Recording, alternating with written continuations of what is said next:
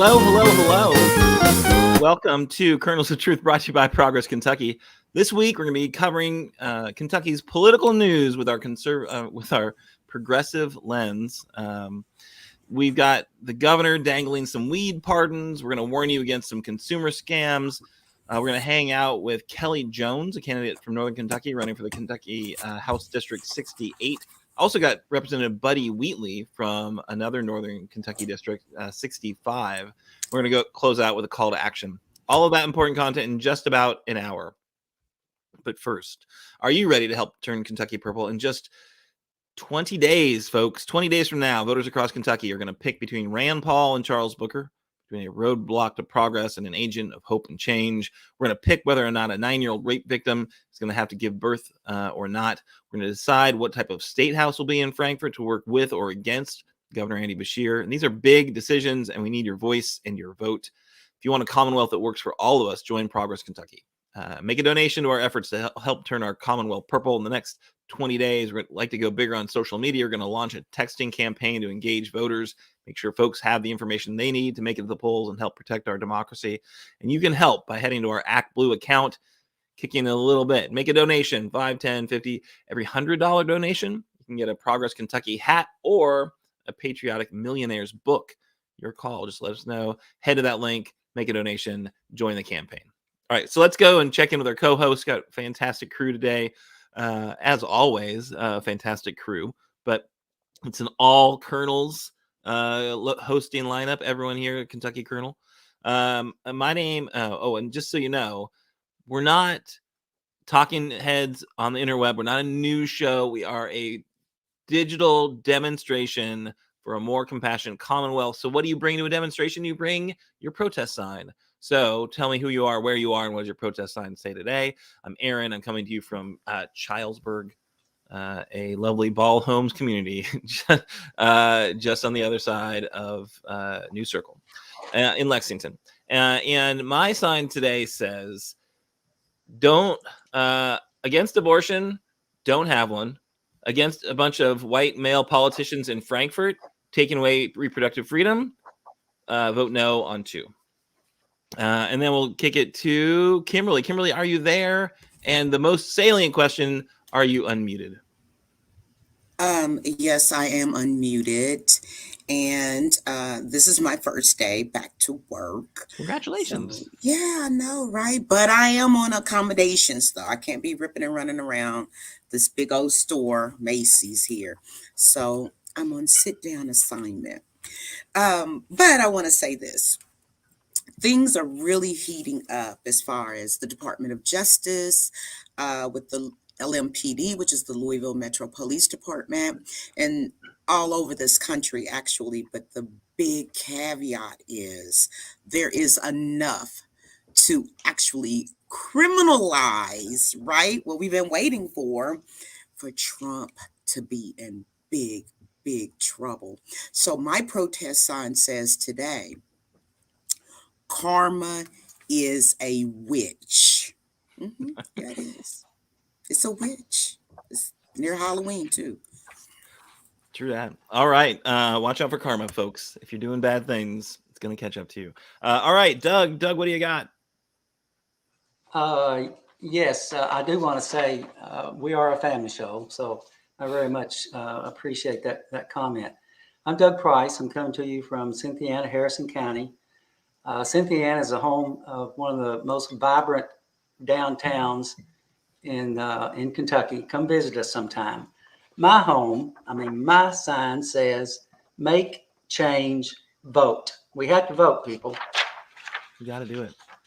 Absolutely have to. I also props to the, just amazingly warm hearth you've got there. I want to go hang out with Doug at his house. That looks so inviting. Meanwhile, I've got a crazy dog trying to jump up into my lap, even though I know I fed you. You just had your dinner. I know you did. Chill out.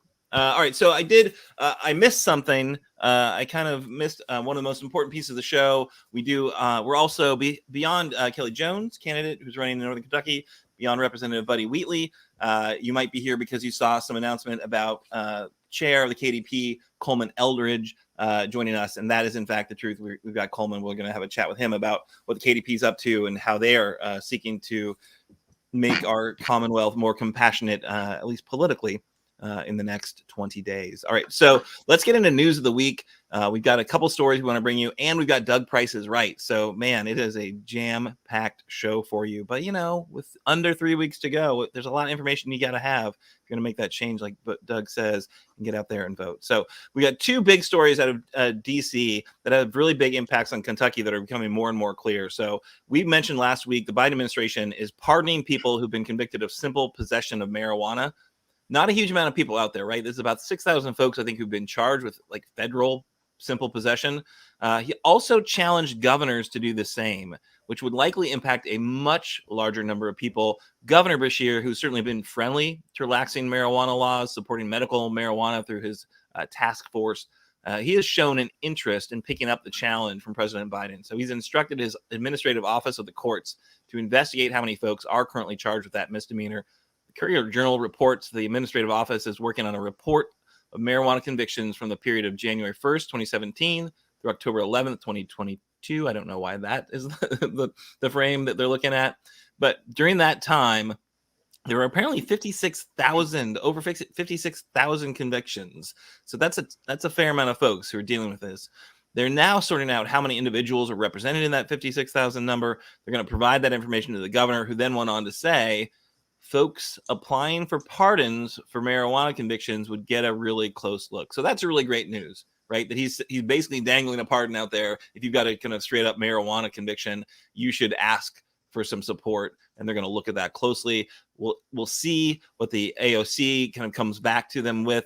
But I'm really hopeful here that we're seeing, such action on something that should not be, making people's lives so much harder, especially as it is now legal in many states around the country. So, I got to go to Kimberly first, because I know this is a kind of a hot button issue for you. Any thoughts about that? My thoughts are, as usual, a cheerleader for cannabis, Mary Jane, whatever you want to call it. I believe that I got something wrong the other week when I said trafficking. No, they're not going to excuse any trafficking. But I am very, very happy that our governor is going to take a look at this. I'm very, very happy that, Biden has done what he did as our great leader. So, in a little bit, crime will go down, okay? Yeah. And you will see that most people that had possessions of marijuana weren't really the worst of the worst criminals. No, not so much. Not the folks we really need to be worried about out there. All right, and then Doug, what do you got? What's your take on it? Yes, I firmly believe that our governor is doing what a great leader does. He's going to take a hard look at the issue. He's going to reach out to others, and then he's going to make informed decisions. I trust that Andy will do a thorough examination and make the right decisions. Awesome. Yeah, I trust that guy. So, hey, one other big federal story that's going to have a big influence in Kentucky: student loan debt forgiveness. So the federal online form to apply is live right now. That means over 500,000 folks across our Commonwealth are likely in line for some amount of loan forgiveness, as much as $20,000, depending on the type of loans you have. If you earn less than $125,000 a year, you're likely eligible. So do go apply right now. The form is open. I think it's called a beta test. So, there might be bugs to work out, but it seems like, things are moving forward right now. You've got until December of 2023, so it's not necessarily a rush, but the sooner you get that forgiveness, the sooner you have to stop making those payments. In the This Is Why We Can't Have Nice Things department, the Attorney General, Dan Cameron, took a break from using his office for political grandstanding and actually issued a helpful consumer alert warning, cautioning folks to watch out for scammers posing as the Department of Education or a loan provider. Cameron said in a news release sent by his office, in these schemes, the scammer may offer help and ask the consumer to complete a fake debt relief application, which allows the scammer to access their personal funds or personally identifiable information that can then be used for identity theft. So watch out. You need to go to the website and fill it out yourself. No one's going to hit you up and ask you for, if you would like them to help do it for you. little more context for debt relief. I know this is like, there's some folks out there who begrudge it, right? Like, oh, the Democrats just giving away free stuff. That's just so bad. But student debt affects millions of Americans and acts as a weight that limits financial security. Often it's the low and middle income earners who are the bearers of that weight. Student debt cancellation of 10,000 is important for 1/3 of Americans with debt, particularly the 15 million borrowers who would see their entire debt eliminated. And then, there's well-documented racial disparities in income and home ownership and wealth accumulation. More Black people must rely on debt to finance their college education. They have larger amounts of loans and are more likely to take longer to pay off their loans. That means that Black borrowers will disproportionately benefit from student debt cancellation of $10,000, which, will go a long way in helping to make inroads to closing the racial wealth gap. So, I think this is an important step, and I'm excited to see it happening. I'm glad it's live and hope people fill it out. So anyone thoughts on this? Is it just more free stuff, or is it an important policy to help our country? Very important policy.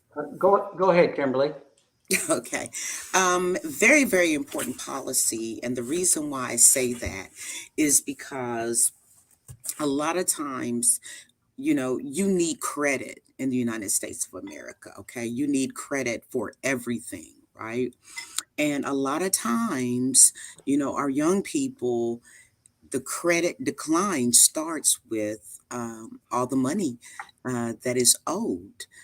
And I was very fortunate to have trust fund and things of this nature, but that might not be the picture for most Americans. So I'm really, really happy about this.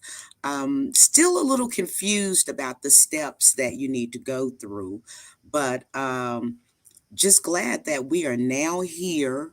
And a lot of these individuals that have gone to college or finished college and have that over their head will notice a big difference with the $20,000. I know it's like a drop in the bucket, right? But anything helps.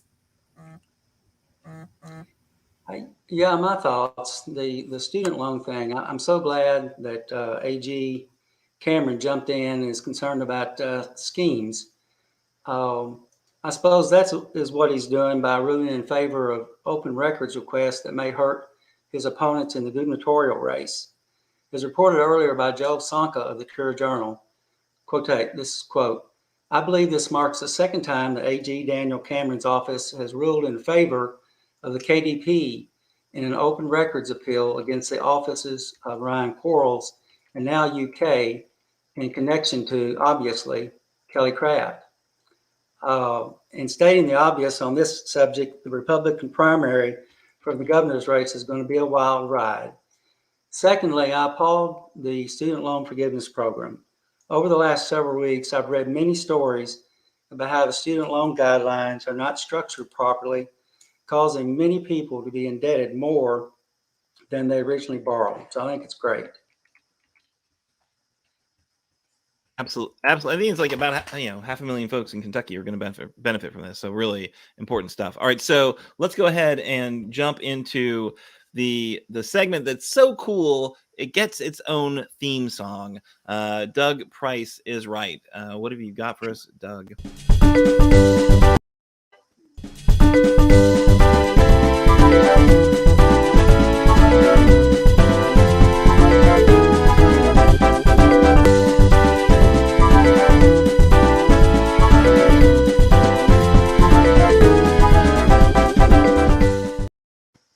It's time again for a DPIR, Doug Price is Right. Research documented with a little bit of opinion and conjecture.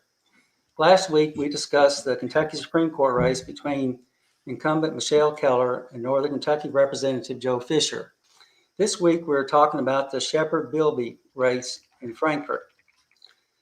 Is the Kentucky Republican supermajority working to create a different form of government? Like all states, we have three co-equal branches of government: legislative, executive, and judiciary. The supermajority legislative branch has passed many laws attempting to limit the powers of the executive branch and now seeks to exert some control over the judiciary. In 2021, the Kentucky Republican supermajority proposed, passed, and overrode the governor's veto on House Bill 3. This bill created a new section of KRS Chapter 452 to establish that challenges to the constitutionality of a state statute, executive order, administrative regulation, or cabinet order shall be filed in the office of the circuit court clerk in the county of the plaintiff's residence. This bill was directed at Judge Philip Shepard, circuit court judge for the 48th Judicial Circuit. The Republicans feel that Judge Shepard is a shill for the Democratic Party. Shepard began serving on the court in November 2006 and was reelected without opposition in 2014. His current 8-year term expires on January 1st, 2023. This coming general election has several Republican-backed judiciary candidates running for 8-year appointments to open judiciary positions. As reported last week, one Kentucky judicial candidate for a nonpartisan seat on the Kentucky Supreme Court is openly running as a conservative Republican. One gubernatorial candidate, current AG Commissioner Ryan Quarles, has his own departmental attorney, Joe Bilby, running for current Judge Shepard's position in Frankfort. If Quarles were to be elected governor, it is uncertain if this judge would work on behalf of the executive or the judicial branch or for the people. Rumors have been circulated that Mr. Bilby is drawing his full pay as an attorney for the Ag Commissioner's office while campaigning. Perhaps Mr. Bilby has leave time that he is taking while campaigning. Here is some interesting information from the Kentucky Registry of Election Finance. Shepard has raised over $500,000 and has about half of that unspent on hand. Bilby has raised approximately $200,000 and has about half of that on hand. Notables contributing to each: Bilby, Hunter Bates, Noah Friend, Scott Brinkman, Terry Forts, Hal Heiner, Ann Northrop, Mary Palumbo, and Representative Philip Pratt. For Shepard, Jerry Abramson, Emily Bingham, Joe Gravis, Ed Hatchett, Gil Lawson, Crit Llewellyn, Paul Patton, and Guthrie True. Also, just for curiosity, I looked at contributions made by the two candidates. Bilby has donated to Daniel Cameron, Anthony Piagentini, Chuck Knowles, and Ryan Quarles. Shepard has donated to Janet Stumbo, Crit Llewellyn, Representative Derek Graham, former state senator Franklin Jelsma, and former Lexington Mayor Jim Gray. That is a recap of the reportable money, and as reported last week by the Courier-Journal, there is an influx of dark money entering this race and other judicial races. Fair Courts America PAC plans to spend up to $1.6 million on 3 races, including the Shepard-Bilby race. The PAC's stated objective is to, quote, reshape radical left courts. So far, Fair Courts has spent over $200,000 on TV ads and text and mailing against the election of Shepard. On the other hand, on the other side, liberal donors have been contributing funds to a PAC called Liberty and Justice for Kentucky. Judicial positions are designed by law to be nonpartisan. It makes sense. We shall see what plays out in the next few days and the years to come. That's my Doug Price is Right for tonight. Awesome. Thank you so much, Doug. Yeah, these judicial races really should get a lot more of attention. I did actually see an TV ad from Judge Shepard today before I came up here to jump online. So, kind of pointing out the dark money that his opponent is using to lie about him on TV. So really interesting to watch. And a little bit frightening that everything's getting so kind of partisan. But let's go ahead and move into the campaign corner because really we've got a number of folks we want to chat with today. Really happy to have with us Kelly Jones, who is running in Northern Kentucky, and I think Kelly, this is your first time running for elected office. Is that right? It sure is. How's it going? It's going well. I didn't know what to expect going into this. tell people I'm not a politician. I'm actually a mental health therapist. But the reason I'm running is because I'm a mad mom. When I see public education that affects my kids and other kids I care about, kids that I work with, I knew I had to jump in to advocate for them. So I've kind of been learning as I've been going, but I've gotten so much positive feedback from folks that are kind of tired of traditional politicians and they're ready for a mad mom. So it's been going great. That's awesome. You don't seem that mad. You seem kind of hopeful and energetic. So that's. I'm glad you can keep the anger kind of contained. Just use it to drive you, I guess. So that totally makes sense. That seeing what's been happening, the kind of attack on education, the attack on public schools, the attack on teachers. I can see how that would motivate a lot of folks. And in fact, we've talked to a ton of folks who are running. We've had a ton of candidates on the show, one or two each and every week for the past few months. So many educators have been motivated to jump in and run for office, which is awesome to see. But yeah, as a parent, you look really closely at what's happening in schools, and you hate to see them getting politicized and teachers not getting the support they need. What's your district look like? What's your message, and how is it resonating with the folks that you want to represent? Yeah. So District 68 is pretty diverse, actually. So I started Fort Thomas, which is right up the hill from Newport. I'd say that's most people, if they aren't from Northern Kentucky, they do know Newport because of the aquarium and the nightlife and being along the river. So Fort Thomas is just up the hill. And then I go down to the south end of the county, all the way down to the county line. So I cover Camp Springs, Silver Grove, Melbourne, Cold Spring, a little bit of Highland Heights where NKU lives, and Alexandria. So we really have some diverse needs. We have farmland, we have more urban areas, and lots of smaller communities within that. So awesome. Love that map. And surprisingly contiguous, I guess. I don't know. After what's been happening down in Frankfort and the way maps have been shifted. Right. But yeah, this is definitely an area that I think somebody with your message could absolutely be competitive, and I'm really excited to hear that you're talking to folks and having just a lot of interaction. It seems like monitoring from Facebook. I don't spend a lot of time in Northern Kentucky, but it seems like you're spending a ton of time knocking on doors. You're getting out in the community. A friend of mine told me, that guy, and I'm not even going to name the politician because we don't really like him. He'll show up anywhere that the balloons are tied together.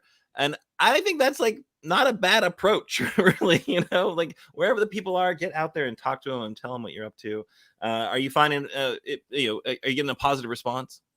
Yeah. My hashtag for my campaign is Love Your Neighbor 68. And that's, I'm trying to run a campaign that's not so focused on the polar sides. I think that's something that I myself was tired of. And I heard from lots of folks that they're tired of too. Gosh, we're so tired of disagreeing, knowing every person's every thought and kind of being hateful to each other if we don't agree with one another. So I feel like that it's my politics are love each other. Can we not get back to that? I had a pastor, one of my favorite pastors, tell me, he was talking about church, and he said, there's open hand and closed hand issues. He said, closed hand issues for our church are love God, love people, change the world. The rest we can figure out. And I approach politics the same way. We have some closed hand issues that everybody agrees on. Kids with disabilities should have access to education. Also that, no kids should go hungry. And, everybody should have safe jobs where they can afford to pay rent or their mortgage. And I think we can all agree on those things and then figure out the rest in the long term. That's awesome. Yeah, I think I love that for sure. There's so much more that we have in common than we have right. But we seem to focus on the things we disagree about.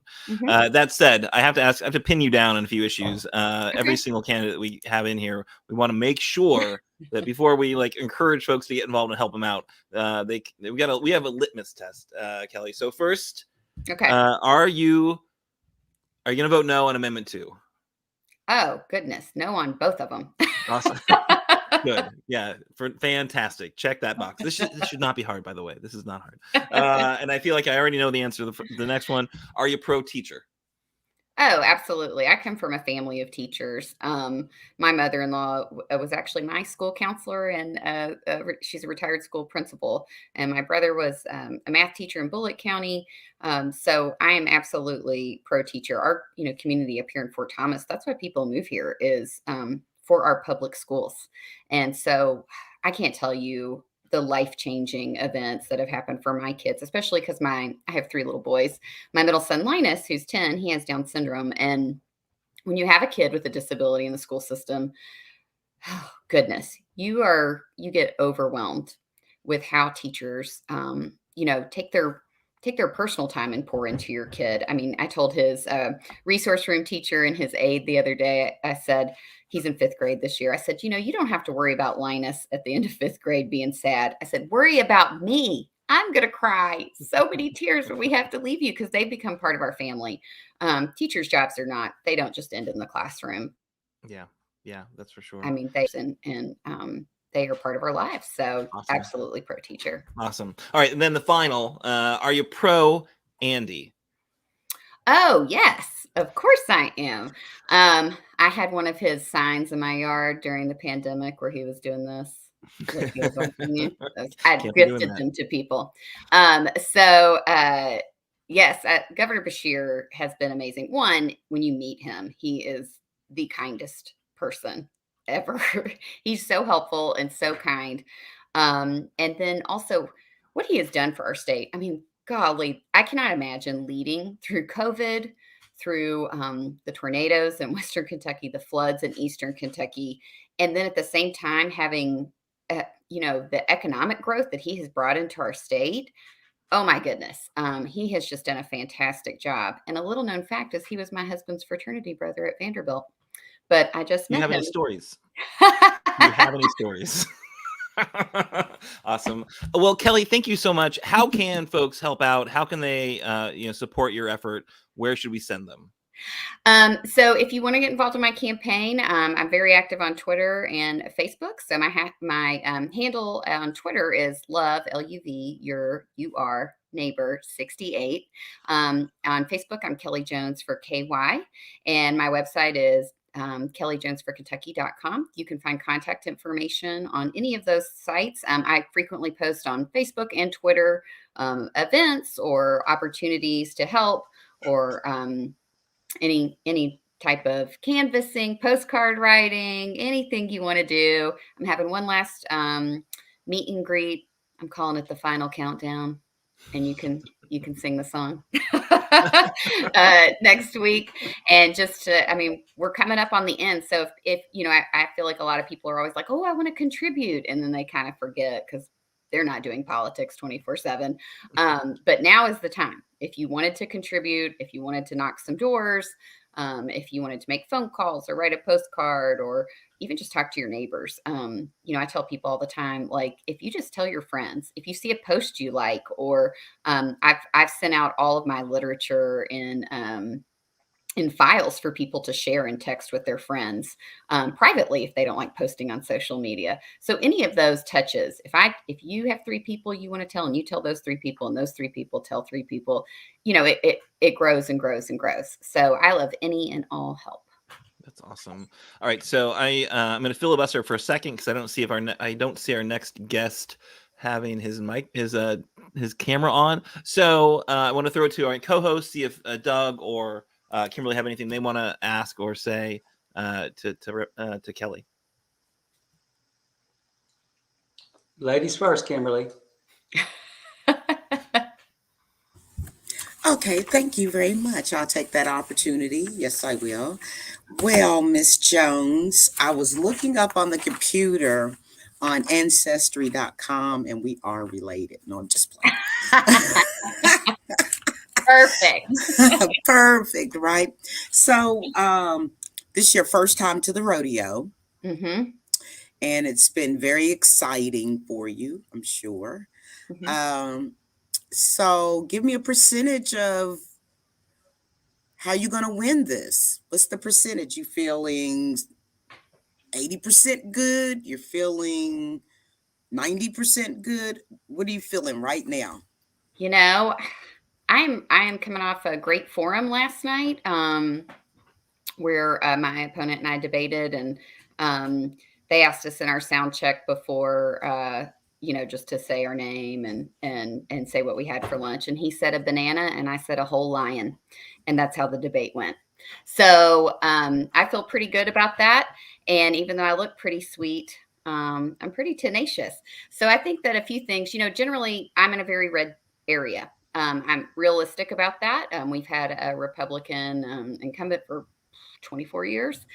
So this is a lot of positives are happening. It's an open seat.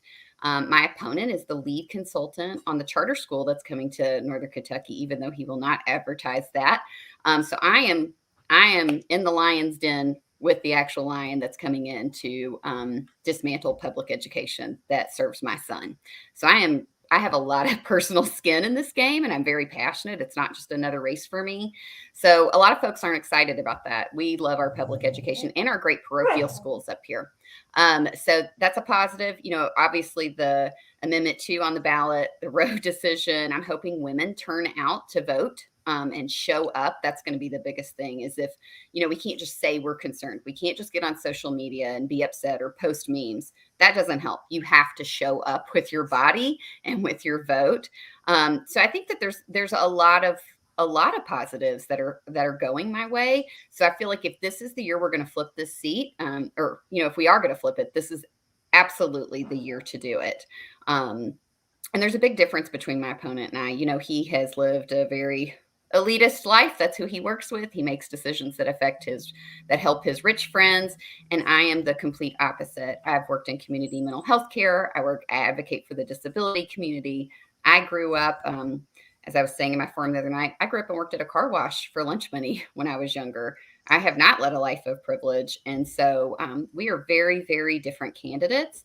And I think that, I think his life and the character that he shows, it may, inhibit him some in being able to relate to the general population of District 68. That's awesome. Yeah. So what's your percentage, though? What's my percentage? Mm-hmm. I go about, I'm going to go 80, 85. I feel good right now. I mean, and my goal has always been to, the last several cycles, the last few folks that have run, they've gotten 39 and 38% of the vote. So my goal has always been just to move the needle at least 5 points. And I've taken some risks, I feel like, and I've run a very different campaign, a non-traditional campaign.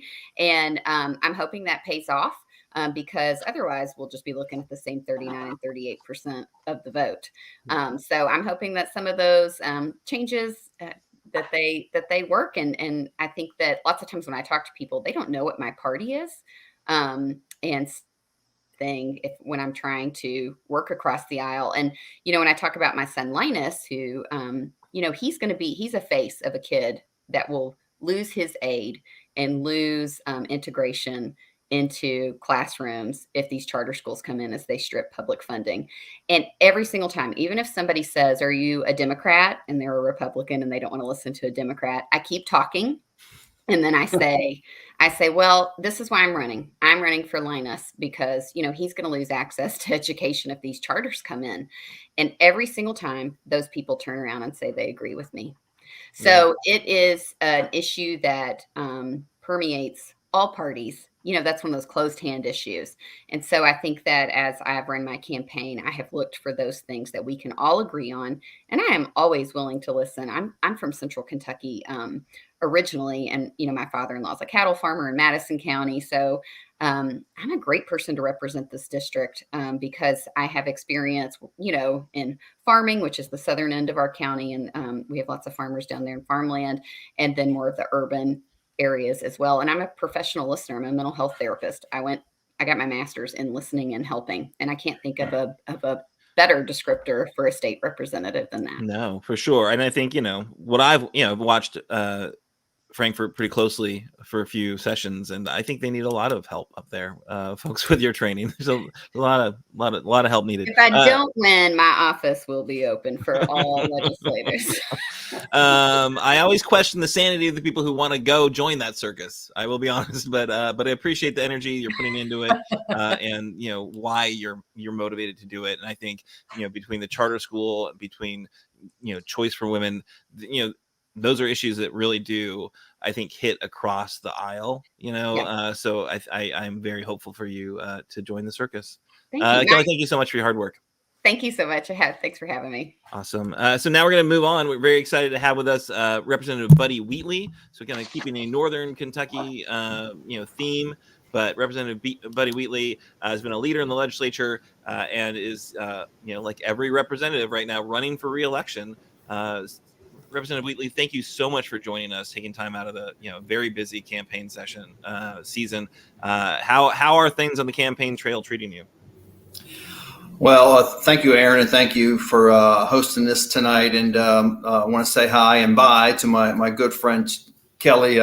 One of the things that you get to do when you've run a few times is you get to meet some great people. And Kelly Jones, who's running for the 68th district, should be elected in the 68th district. She's got so many assets that she could bring to the General Assembly and a point of view that would be just priceless and an attitude that is wonderful. So you might recognize this about me. I'm very much a team player. I'm concerned about the whole state, the whole General Assembly, and the Democratic Party within the House, of course. And we need to build our numbers, and looking forward to doing that.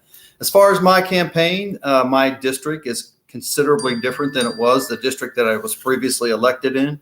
And it was very strange to go through the gerrymandering redistricting that we experienced in the 2022 session.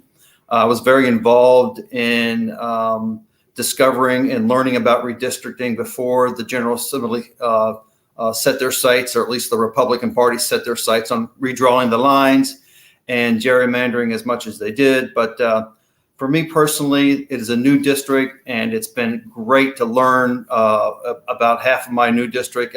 And there's not a lot of learning because I'm a Northern Kentuckian, born and raised, and been here my whole life. Been a firefighter here for 20 years, an attorney here right after the fire service, and have family and friends all over Northern Kentucky. Played sports in this area, coached soccer teams, coached Little League baseball. So I have 11 brothers and sisters, and the name is very familiar in Northern Kentucky, and everything's going really well. It's a tough campaign. All campaigns are tough. I will continue to knock on doors. We'll continue our letter writing, GOTV efforts, and it's really going pretty well. I have to say, it feels good. Awesome. That's great. Great to hear. Because I know that, the redistricting, as you said, it's a much different district. And, I got to imagine, that they were hoping to, the Republicans who were in charge of that, we're not looking to make your life easier, but looking to maybe get rid of you. Because I think you've proven to be a really, impactful and effective legislator. It seems like you're somebody who gets respect across the aisle, and seems to get a lot of stuff done. What are you most proud of your kind of legislative kind of career so far? Where do you point to impact you've had, and it's looking back on it, something like, yeah, that was good for our Commonwealth, that thing I took part in? I've got a couple things I say, and actually what I should say about on the campaign trail is ensuring that the Brent Spence Bridge is going to be funded, and it's going to be a toll-free new bridge that we're going to have as a companion bridge. And very proud of my continuous stance to keep that from becoming a tolled bridge and saving hundreds of millions of dollars of Northern Kentuckians' hard-earned dollars.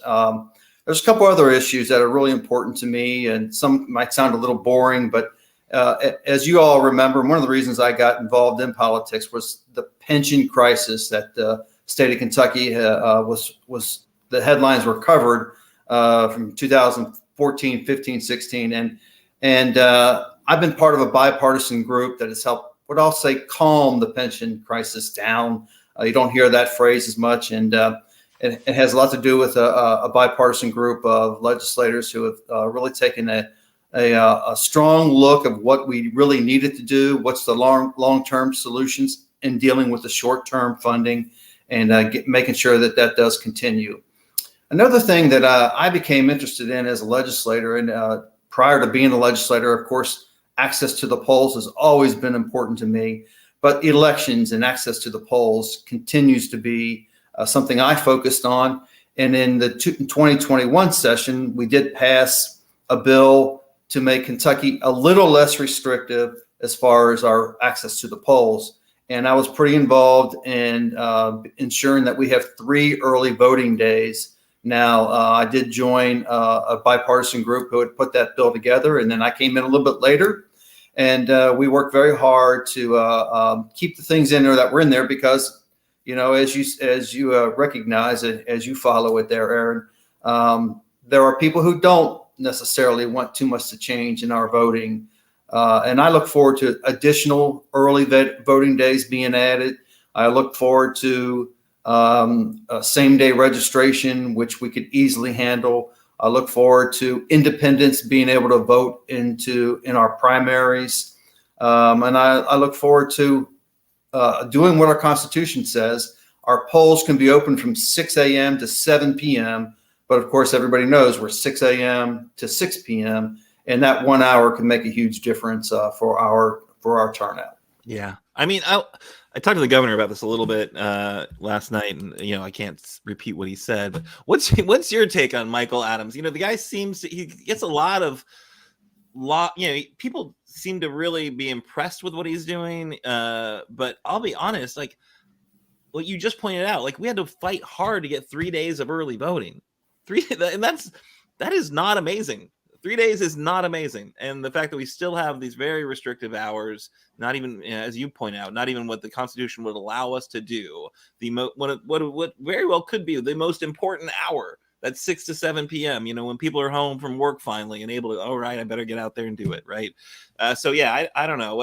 And I don't want to, like, make anything controversial, but what's your take on the Secretary of State and how things are being run over there? Well, I'm going to say really great things about him because I'm going to be working with the secretary on some of these bills that I just talked about, some of this legislation, which is really important. And I say that partly in jest. His mantra is easier to vote, harder to cheat. I think if we worked a lot more on the easier to vote, we would be better off. He kind of has to say the harder to cheat, in my opinion, to appease his side. And my experience with Secretary Adams has been that he will work with you. And I think he's worked with the governor, obviously, during the pandemic to create the voting availability that we did have during the pandemic. I wish we would have extended some of that onto our regular elections, and we're working on that. So, there are things that I think you can do as a Secretary of State that is becoming even more in the national spotlight. And I'm really counting on the integrity of our Secretary of State to not allow these conspiracy theories to take hold. He's also done, in my opinion, a pretty good job of putting that off to the side, or at least not joining it in any way. And actually, he talks pretty tough when it comes to the how well that Kentucky's elections and how secure Kentucky's elections are already, and that he just won't put up with the conspiracy theories, and that's good. There's something that I think that they went a little bit too far in House Bill 574 related to purging voters and how it's supposed to be done. There is a federal case that is out of the another circuit that looked at the way that Kentucky was proposed to do it, and we now are set up to do that was being challenged and was put on hold. There was an injunction against it. So, there are those things that have to be done as far as when we remove people from the voting rolls, but it has to be done through a process. And I think he's been a little bit aggressive on that side. Yeah. I'll give him credit. The fact that he's working hard to shut down like Adrian Southworth, Senator Southworth, and her horrible take on elections. The fact that has not embraced the ultra MAGA conspiracy theories, right? So he's but let's not kid ourselves. The guy's a Republican. He was a lawyer for the Republican Governors Association.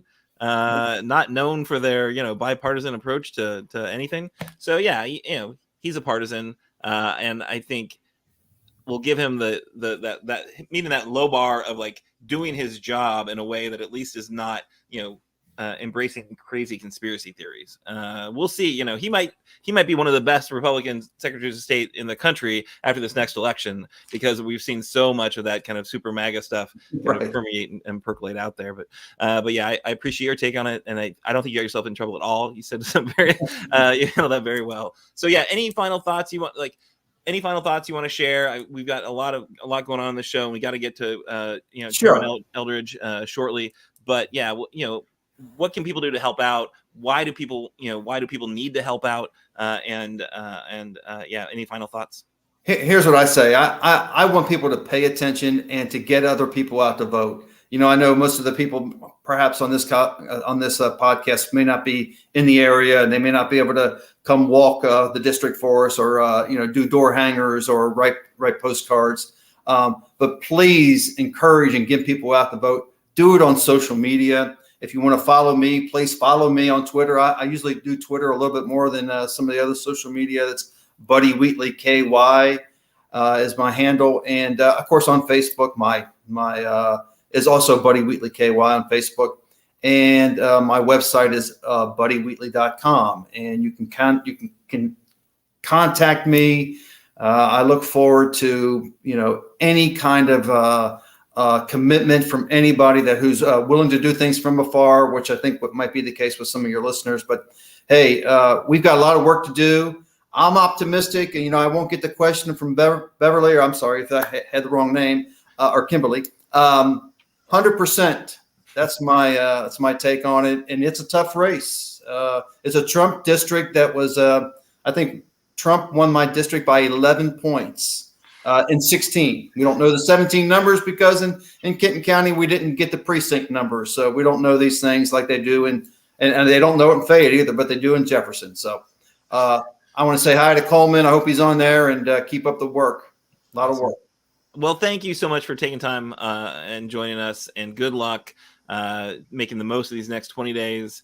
And yeah, I'm confident we'll see you back in Frankfurt.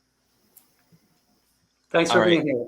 All right. So next up, really excited, very pleased to have joining us Colmon Elridge, who is, of course, the chair of the KDP, and the guy who has to deal with all the complaining, with none of the resources to deal with the complaints. Every problem in the Kentucky world of politics, if you're progressive, it's all the KDP's fault. I'm sure that he has heard this before, and I just want to let you know it's a thankless job, but I'm going to prove that wrong. I'm going to say thank you. So thank you for doing the work. Thank you for putting the time and energy in. And I've seen you do put the time and energy in. And I know you got a lot of things you juggle, and I'm sure, we might see your kids at some point tonight. There's one right up under me right now watching something with the dog. So you may see my 4-year-old. Absolutely. You'll hear him before you see him. But and I apologize already, folks, if you think I'm a bad parent. He doesn't have a shirt on. That was just a battle I wasn't going to fight tonight. Just wasn't. Was not in the cards tonight to have him completely dressed. Not tonight. You pick your battles. Negotiating with a 4-year-old. It's like, what's easier, a 4-year-old or a terrorist? I don't know. I mean, well, it's usually a 4-year-old and my Republican father-in-law. So, and I would always take my 4-year-old. So we're good. We're good. So tell us a little bit about yourself. I know you've been around and active in politics for a really long time, but what's your kind of thumbnail sketch bio for folks who might not be familiar? Kind of how'd you get to be the chair, and was the chair? So I was one of those people who got involved in politics really out of necessity. So I grew up right where Doug is joining from in Cynthiana, Kentucky. That's my hometown. And my when my father died, we moved to Kentucky. We found Cynthiana. My mother fell in love with living in a small community because she had never lived in a small community in her entire life. She was born in San Antonio. I was born in Los Angeles. That's where my parents met and got married. But when he died, that really changed our lives. And so you flash forward, I'm 9 years old. We moved to Kentucky. And within a few years of moving here, we lost everything. And I will never forget, and this is how I got into politics. We were living in the Evergreen Motel, which is still stands, I believe, in Cynthiana. And we were watching 60 Minutes, and a Republican legislator, or not legislator, senator, John Warren, or Warner, I believe, from Virginia, talked about how those that were homeless, those who were living in poverty, were doing it to themselves. And I looked at my mother, and my mother, to this day, is a very strong person.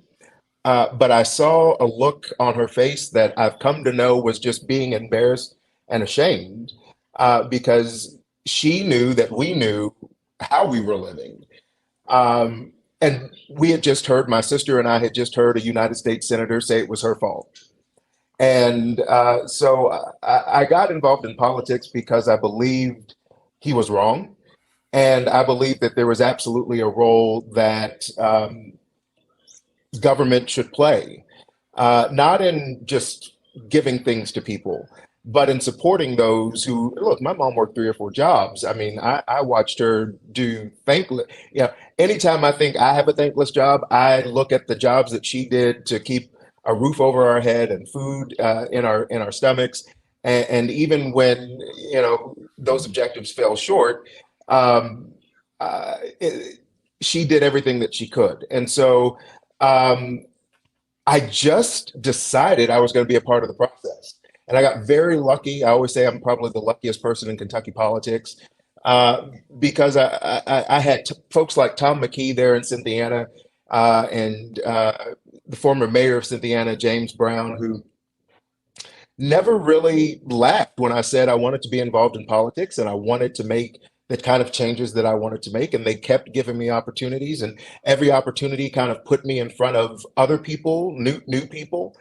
And I got to a place in 2007 where I met Governor Steve Beshear, and he ultimately changed my life by giving me, asking me rather, to join his administration.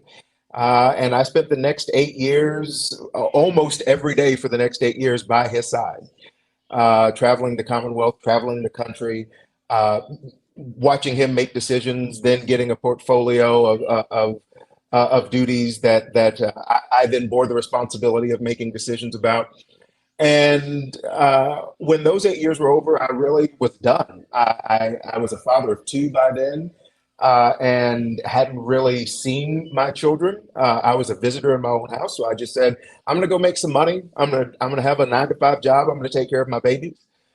I found I was not a 9-to-5 guy. I definitely was not a corporate guy.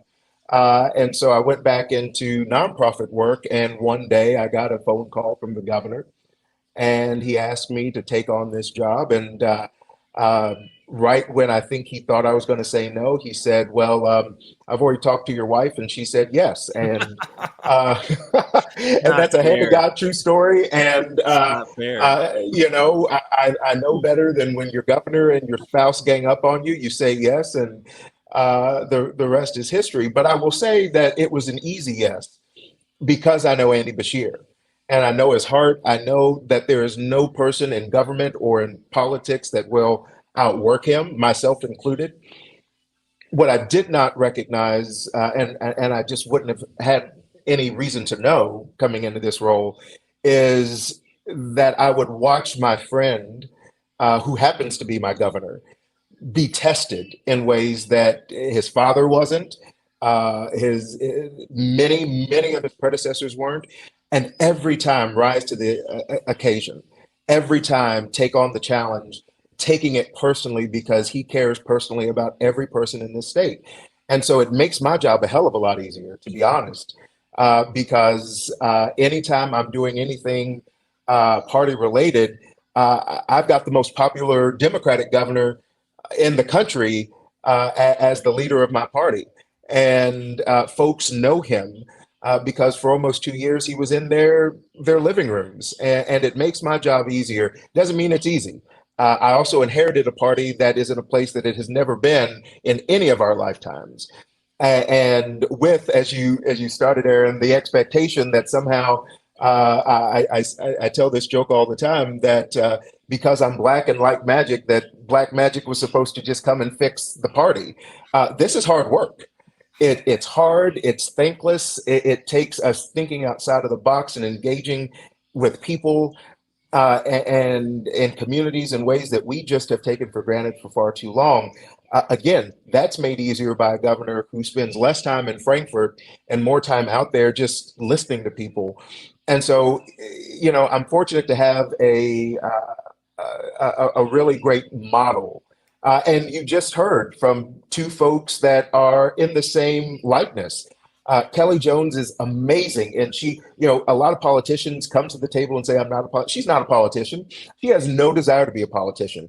She is someone who is in public service for all of the right reasons and is connecting with people as a mom, as a therapist, as someone who is involved in her community. Buddy Wheatley is the same way. He's not resting on his laurels or his family lineage. He goes up there and fights tooth and nail for every vote. Those are the kind of folks that are leading our party, and I just feel fortunate to be a part of the party, to be a part of the story, and to hopefully help write a really terrific new chapter for it. Yeah, it's you got a tough job, right? As you noted, the Kentucky Democrats are in place they haven't really ever been before. We were close to a single party state for a long time, and now we've got super minorities in both chambers. But as you pointed out, we also have the most popular Democratic governor in the country.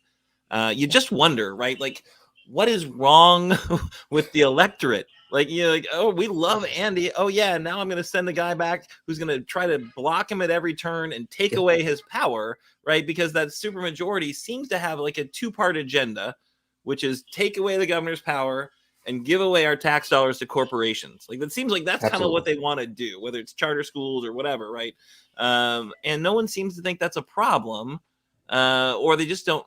I mean, my theory is that most people do not pay attention to what's happening in Frankfurt. They hear from the governor, but they don't really know much about what the legislature's up to. And I think if most folks found out that their agenda seems to be like stopping all forms of abortion in every way possible, and making sure that we have hot and cold running guns in Kentucky, and cutting the social safety net as much as they possibly can, I don't think people would be that excited about what they're doing. But I think there's a problem. Democrats have a problem. They have a PR real problem. Because the policies, I think, are popular, whether it's medical marijuana, whether it's raising the minimum wage, whether it is tackling the climate crisis that we have in front of us. These are things that people really like and want to see done. But I was on Facebook, which you shouldn't do, and I looked at the comments about something about medical marijuana that the governor was doing, and the comment was like, man, yeah, we really do need medical marijuana, but we got to get rid of all these Democrats. Like, what? Well, look, Aaron, this is the truth. I think one of the reasons, again, that I agreed to become chairman was I was frustrated, and I've been a part of this party for a very long time. I started off as a volunteer, but I was president of the College Democrats of Kentucky. I was the executive vice president of Young Democrats of America. I helped in the Obama administration getting the Affordable Care Act across the finish line in terms of mobilizing young people. But I became upset in kind of the intervening years between the first Governor Beshear and this Governor Beshear, because, I felt too that inconsistency. And really what it boils down to is Democrats are right on the issues, and we come to those conversations with a 16-point manifesto that's often, 1,000 pages of why we're right.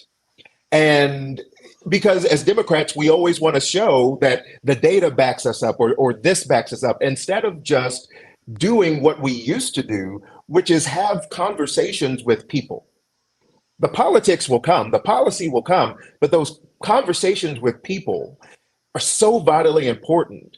And Republicans weren't really having those conversations. They were just around because we were off governing.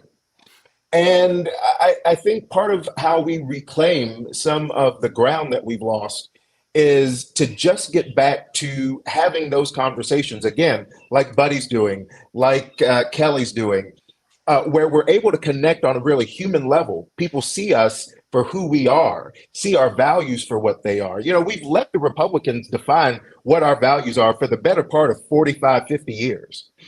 And so now that I'm chair, and I come on forums like this, and sometimes I use 4-letter words. I promise I won't tonight. But I do not accept that we have to be passive in defending ourselves. Now I get Republicans saying, well, you were so nice in the Beshear administration. What happened? Nothing happened. I'm just tired of you lying about us. And oh, by the way, when I tell the truth about what Democrats believe, I'm also going to tell the truth about the crap you've been doing. And so when we're able to do that, then we're able to say, you actually know this Amendment 1 that's coming from the party of fiscal responsibility. That's just a power grab and a money grab, and they're going to rob you blind because they're going to call themselves into session every time they can, not only to pay themselves, but they're big donors. And when you say that to people, even Republicans are like, yeah, they caught the bus and didn't know what to do with it. Yep, absolutely. Well, thank God we have Andy Beshear there. Yep, absolutely. And that's how, we kind of begin to turn the tide. We've got to, one, reclaim what it means to be a Democrat.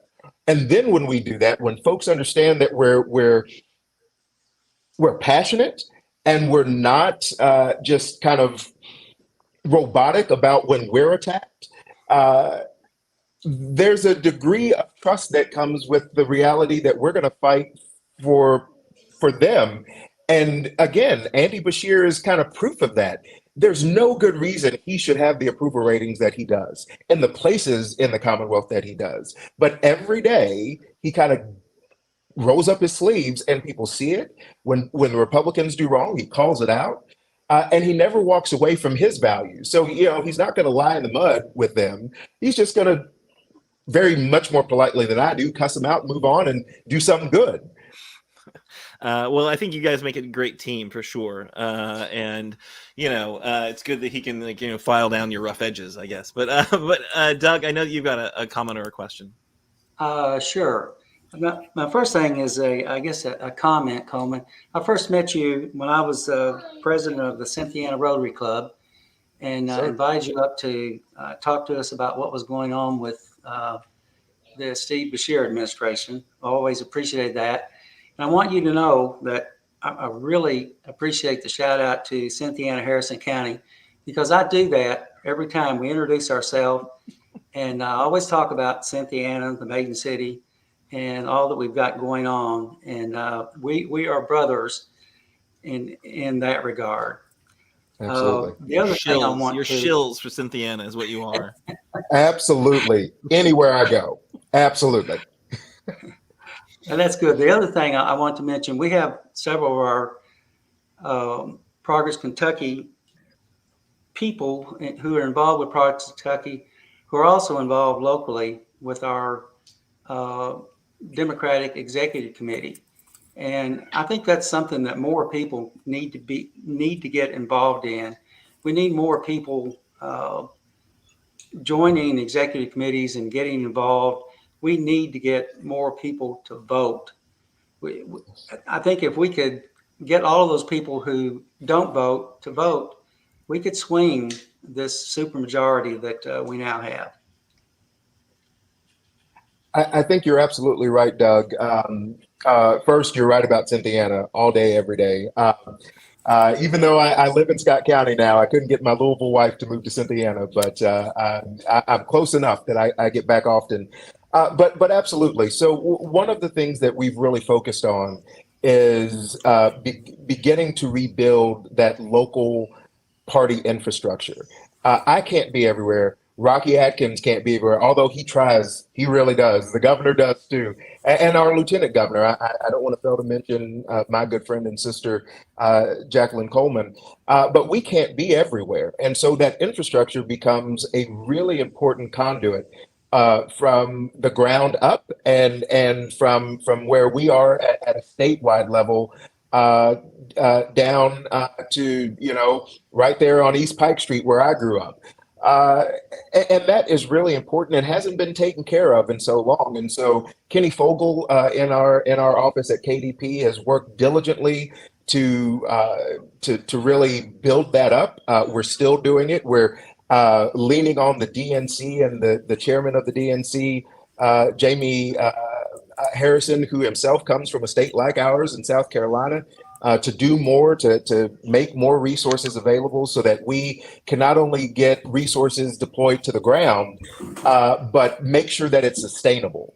And in doing that, what we should be doing is a couple of things. One, we should be giving folks on the ground the training that they need to not only operate county parties, but to fundraise, to communicate, to have that infrastructure, and not have it be something that's cut and paste, county to county, but something that is very much of that county. So if you live in Jefferson County, that is of Jefferson County, it's of Scott County, of Harrison County, of Boone County. And that takes time and talent and resources.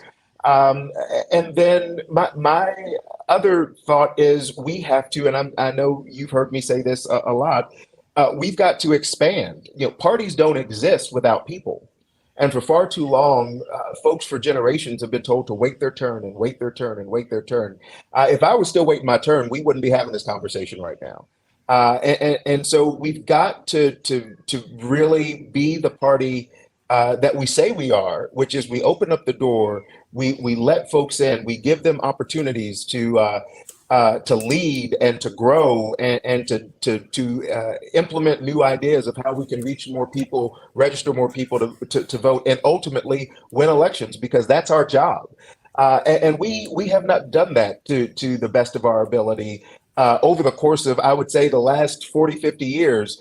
And so getting there and getting that infrastructure is hard work, but it is the work. And if we do it and we do it right, look, I make no promises that we're going to get back to where we were for 100 years. But what we should not be is in a super minority. What we should not have is 75 Republicans in the House of Representatives running roughshod over almost 5 million Kentuckians and making our lives worse, not better. And the only thing that can stand in between that and things getting worse is Democrats regaining seats in the House and the Senate, regaining seats at the local level in our fiscal courts and county judge seats, and even down to places that historically have not been partisan. But we know that the Republican Party has made a beeline for things like our school boards. So now we've got to fight on that level too, to make sure that we're protecting the institutions of public education from becoming just a sounding board for the worst, most extreme Republican ideals. So none of that is easy, but it does start at the local level. And that's why I've been so focused on rebuilding that infrastructure as chair. That's awesome. It's super important work for sure, and we appreciate your commitment to it. Kimberly, I know you've got some thoughts you want to share, so please do. Hi, Miss Kimberly. Hello, Mr. Elridge. I'm Kimberly Cecil Jones, your friend on Facebook. Oh, I know who you are. Oh, yes. Yes, I know who you are. Yes, ma'am. And I just want to say I had surgery, so I was unable to be there. I just had a total knee replacement so that I can be Oh, bless you. ready to work for Andy again next year. So here goes the deal. We need more Black people to be truly in the game with us again.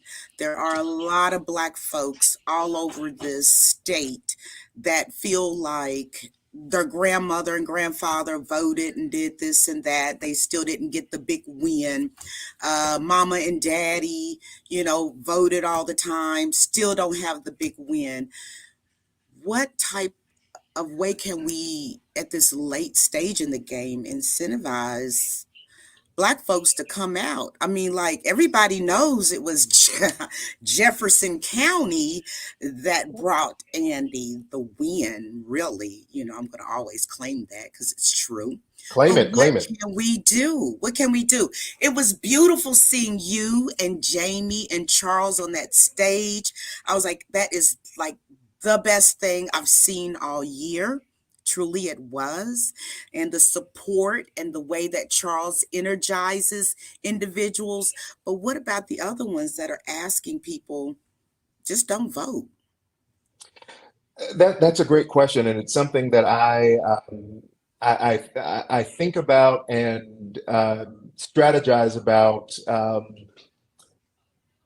Man, in my sleep, even because to me, it's one of the most important things that I will ever do in my life is to crack that code, because I'm the first, right? And as the first Black chair of either the Republican or Democratic Party here in Kentucky, the job in that endeavor is to not be the last and to not just crack the door open, but tear the damn thing off the hinges, so that we can't be forced back in.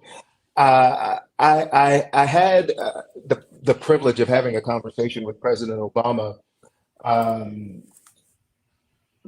in DC when he and the former First Lady had their portraits unveiled, and one of the things that I asked him was how he managed the weight of being who he was in that role, and really the criticism that didn't come from, frankly, white people. It came from our own community about what got done, the degree to which it got done, and what didn't get done.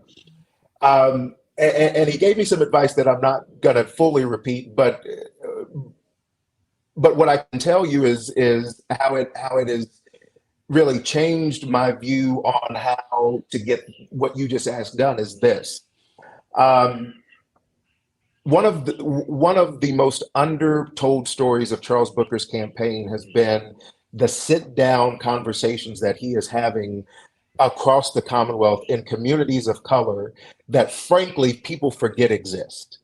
So not just in Louisville, which I was there and I've been there and I've seen those conversations, but in places like Owensboro and Daviess County and in Christian County and Hopkinsville, in McCracken County, places out west, places out east, where there are rich pockets of people of color that politics and time seem to have forgotten, to engage those folks in a way politically that, one, says, I haven't forgotten about you because I've been Black my entire life.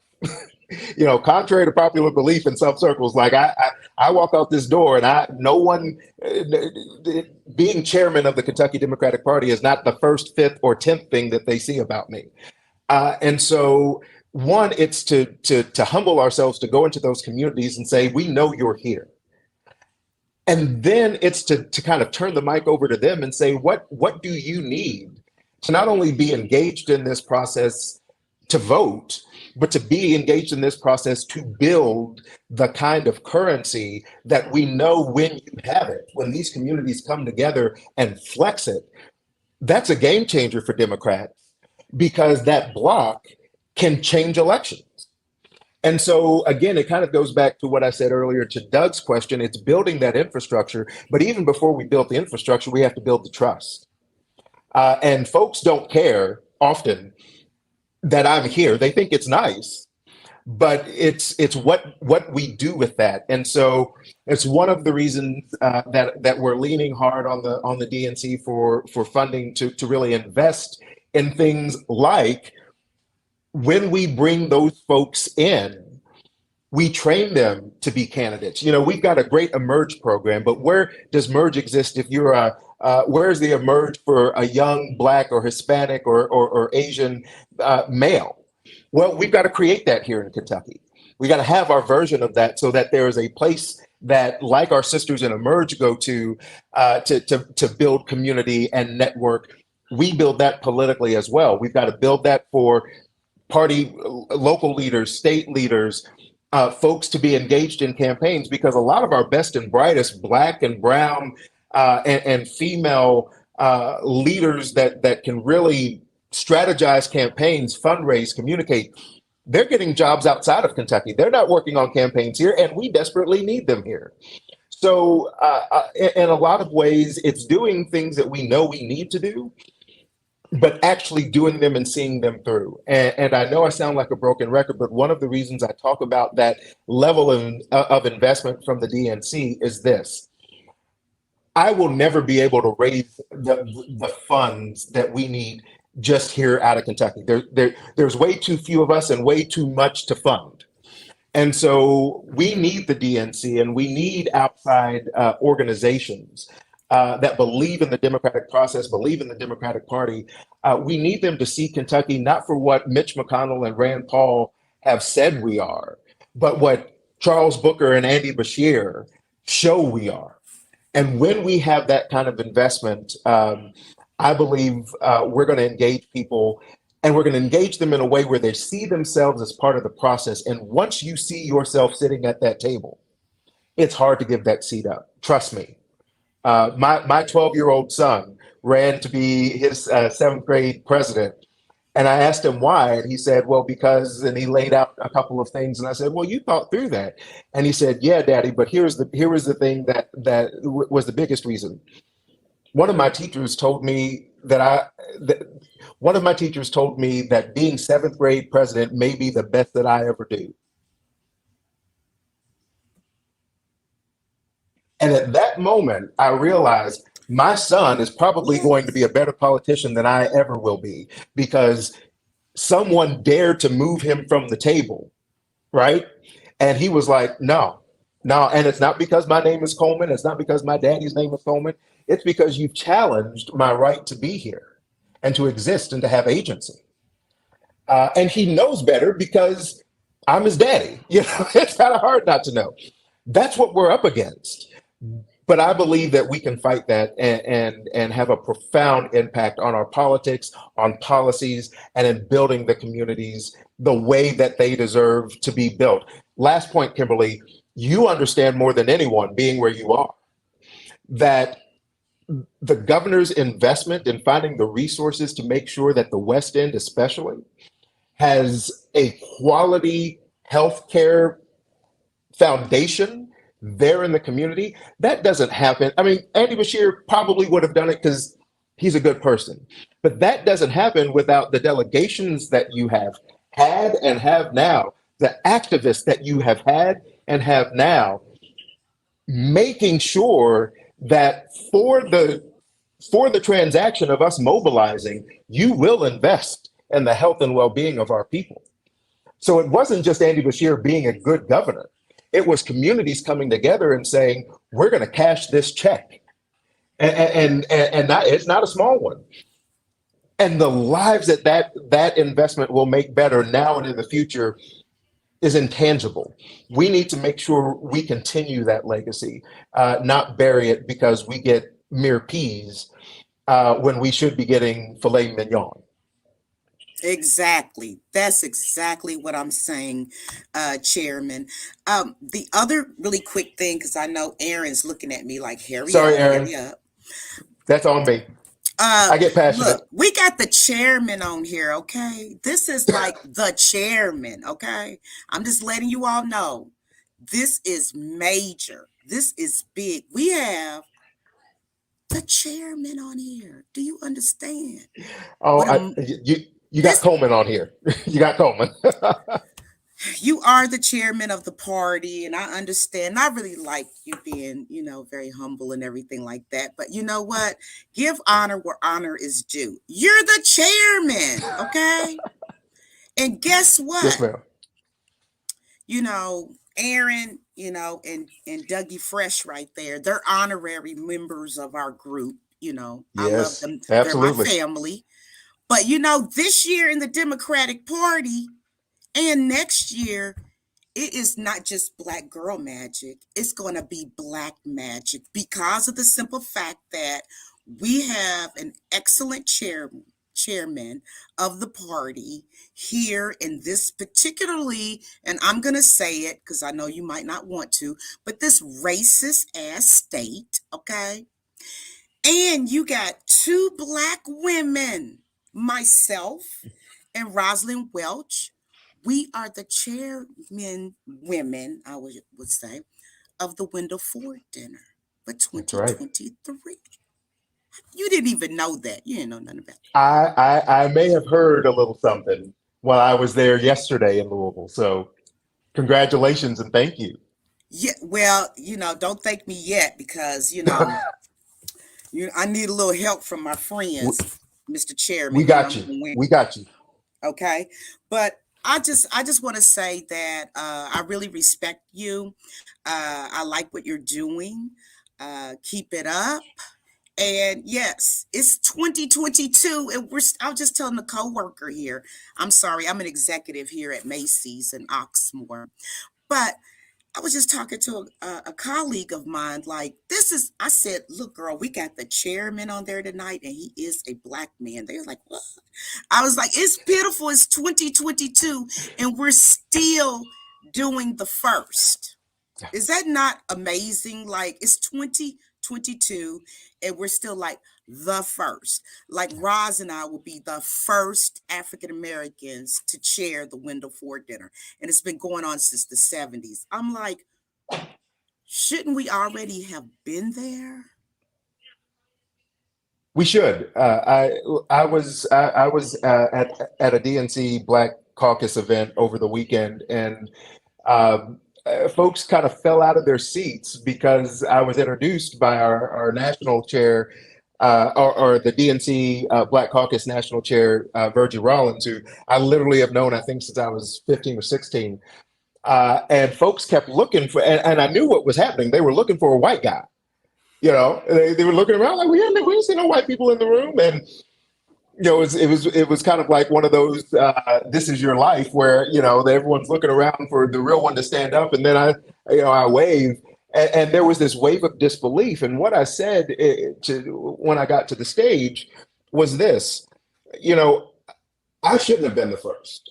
I could go down a treasure trove of names of African Americans, male and female, in Kentucky that could have and should have done this long before me.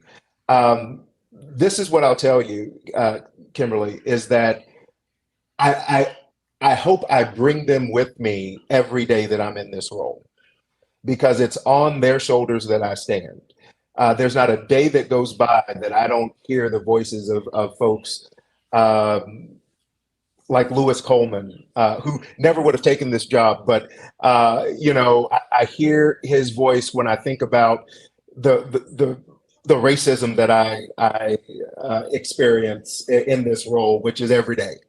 I think about Senator Georgia Davis Powers, who was a trailblazer in her own right, who told me that I would be in this role one day, and I told her I would say no if it came, and she laughed in my face and said, "No, you won't, because none of us would have if we were asked." And I laughed because she was right, and she tended to always be right. And Jesse Crenshaw, and just so many. That really poured into me everything that I now hope I can pour into this role. The last of which is certainly not least, my mother and my father. I talked about my mother, but my father, he died when I was 3. He took his own life. And one of the things that he outlined in the letter that he wrote to me was his desire to be a part of this process, but how being born in 1938 in Alabama, in Birmingham, Alabama, and living the life that he did, it just wasn't, it wasn't a possibility for him. And so, I carry, and there's a picture of my father to the left and right of me. And every day that I'm in this role, I think, what would my dad do to make sure that in this party in 2022 and beyond, there's not a single person who looks to the Democratic Party and says that they can't be a part of this process because of how they grew up or whatever. And that's who we're called to be at this moment. If the other side is called, as they feel, to exude MAGA craziness and extremism and hatred and vitriol, then we have to reach into ourselves and meet this moment with unwavering grace and dignity and purpose. And so many that have been the first in Kentucky's history did just that. So we might be the first, but we're going to break some doors down in a way where we definitely will not be the last. And hopefully when my kids are old enough, it won't be a big deal. It's not a big deal to my kids. I'm the dude who's standing right now between them and eating supper. So they care less that I'm chairman. Oh my gosh. We've got to cut you off then. We've got to cut you off because I do not want to hear about it later, about how late your kids got dinner. And you won't, but I will pay for this. No, don't you worry. We're good. You're good. Chairman, if you don't hear from me any other day, it was 3 hungry boys that went all Lord of the Flies on me. Just know it. Save this tape. Thank you so much. Thank you. Since you got this role, somebody we wanted to have on this show, and you did not disappoint. We appreciate all the wisdom you've inspired us with, the work that you're doing, and once again, thank you for doing the most thankless job in politics in this state. Thank you all so much. Have a great evening. All right, y'all take care. All right, so we went super long, but I feel like we delivered on a lot of content, really important stuff. What amazing group of folks we had together here tonight. So yeah, Kimberly, please do close us out. Okay, I'll make it real short and sweet tonight, but I will give the disclaimer first. Okay, Progress Kentucky is a nonprofit, and the light just went off in the back here. Progress Kentucky is a nonprofit organization registered with the Kentucky Secretary of State, organized as a 501c4, is affiliated with the Indivisible Project and Commonwealth Alliance Voter Engagement CAVE. Progress Kentucky's goal is to educate, organize, increase voter turnout, and advance a progressive agenda through civic engagement. So last week we talked about this. For you to join Election Central, the website will be listed below. And then also it's about being an effective advocate and a collaboration, a partnership, should I say, with Kernels of Truth, with having the candidates on, as well as on my Old Kentucky podcast. And thank you, Forward Kentucky, for building that resource for us. And then we talked about Revolution, Gil Scott Heron. Thank you, Nate Dogg, for that last week, because the Revolution will not be televised. So you need to go here on October the 23rd. They're going to be in Ledbetter, Kentucky, and it's going to be music and all kinds of good stuff. Okay.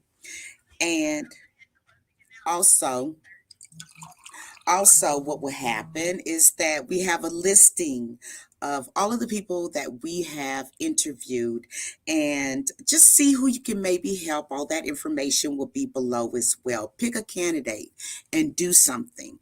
Every minute counts until November the 8th. every minute counts. Okay. So we'll be back next week. We have Bill O'Brien and Paula Setzer Kissick, and we'll discuss the saga of Senate District 12.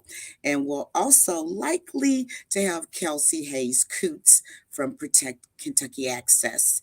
And thank you tonight to the best, well, running neck and neck with me, host, my brother Aaron Viles, Dougie Fresh. I love Doug Price is Right, and also to Nate Orshan, whom I call Nate Dog, for the production this evening.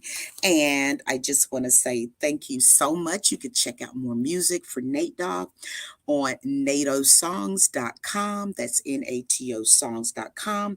And you can always catch up with us. Go on Facebook or YouTube. Look up Progress Kentucky, and you'll always be able to find us, okay?